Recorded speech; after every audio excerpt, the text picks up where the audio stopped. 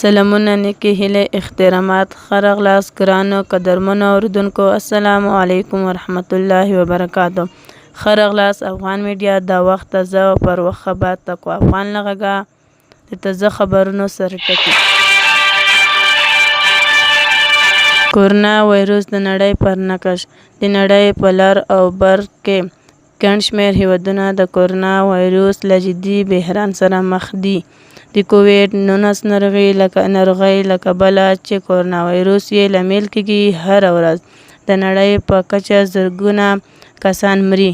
دا ناروغي اوس په یوه نړیواله وبا بدله شوې ده او د نړۍ ډېرو هېوادونو کې میلیونونه کسان د لګېدلو محدودیتونو له کبله په کورونا ناست دي. د نړۍ په کچه د ټوټال مثبتو پیښو مړینو او رغېدلو کسانو وروستی شمېر په لاندې جدول کې موندلی شئ.